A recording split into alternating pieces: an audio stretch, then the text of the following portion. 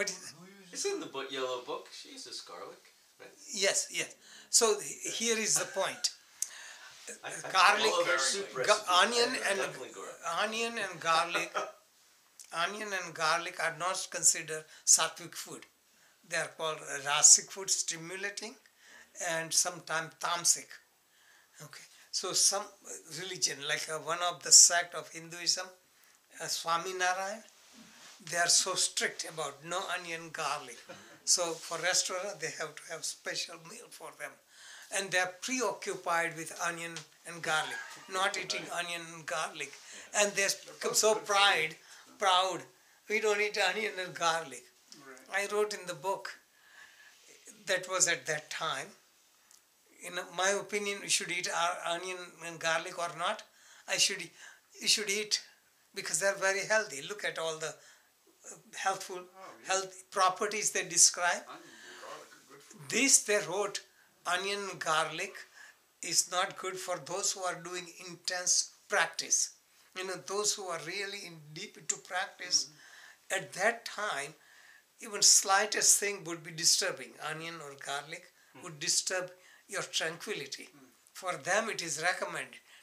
But these people don't eat onion and garlic and do all other things, and they do not mention about new products that come out, more stimulating and more harmful to the mind, but they are stuck. It's just onion and garlic.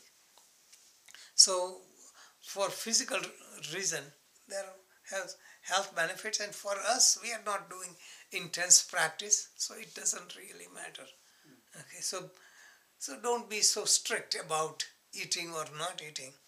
You can see that when you eat pure diet, your body becomes sensitive. And when it becomes sensitive, you don't have to do anything. After you are on pure diet, if you eat donut or any junk food, your body will reject it.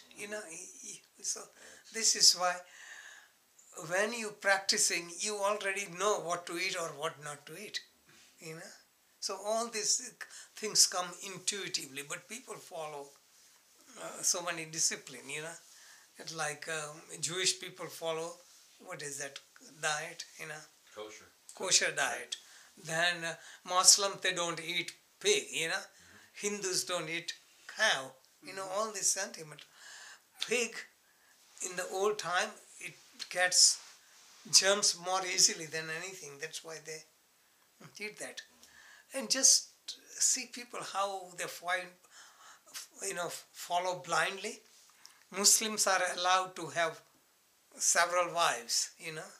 All this came because in the time, I think I wrote in the book, that in Middle East, when Muhammad lived, there were so many tribal wars and so many men were killed. There was surplus of women. So that he wanted just to establish order that says all right for a man to marry several wives, just for that purpose.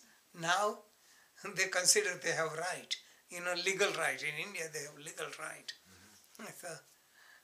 So all these things people don't think. So the whole thing is, that's nothing right or wrong.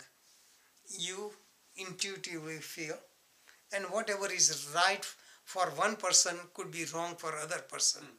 And what is right for you could be wrong at different stage of your life. Right and wrong, they are all relative.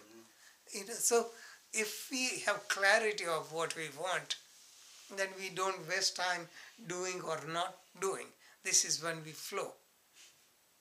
And when we flow, then we don't need to set goal or do any discipline. We set the direction. Like say, I'm going in this direction. And suppose in doing that I need to rest, you rest. So you don't fight it. But people say, I have to go. They're traveling and they say, I have to reach this destination. They're sleepy. Still, they don't take a rest. So taking rest is part of the journey. So this is what I'm saying. It's flowing. So people feel guilty. That's just a very common thing, I feel. I said, they come to class And they cancel the class. I say, why do you cancel? I not practice. I'm guilty. I not read. Doesn't matter. Learn to forgive yourself. You go in that direction, whatever you do, it's all right. So, but we are trying to be perfectionist. We are trying to do competition with others and yourself, and that produces so much stress. So natural living is forgotten. Okay. Okay. Any other thought?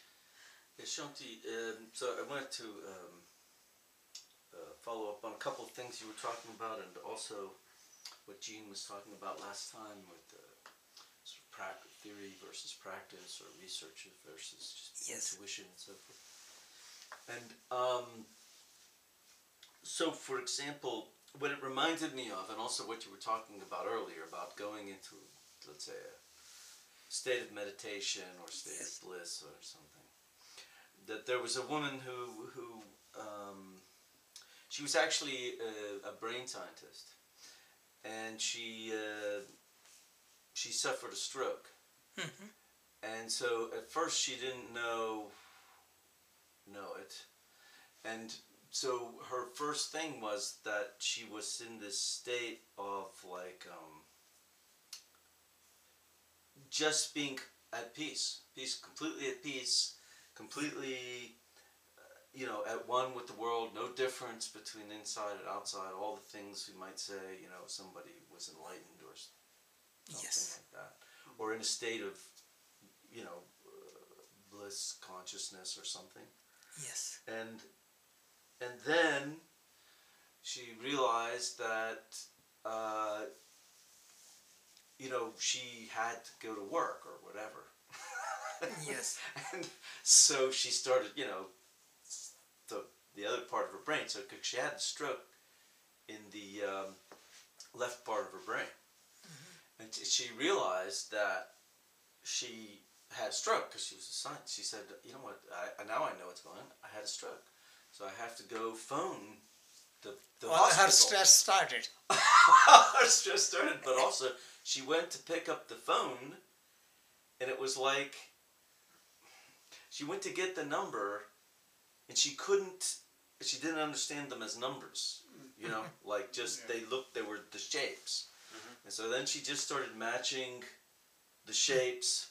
Yeah. Eventually she called somebody, and they came and got her, and she went, and they dealt with her, and so on and so forth. And then, she struggled a long time to gain language back and a lot of things. Yes. But she always remembers this place where she went, and she talks about in this talk, this is about how important it was to be in that other place, sort of associated with the right brain. Whereas she was saying then there's this other half of her, which is constantly dealing with, things you have to deal with, things that you have to remember, or planning for the future, or that you have to go to a hospital, or so I thought it was very interesting. Yes. And I wondered what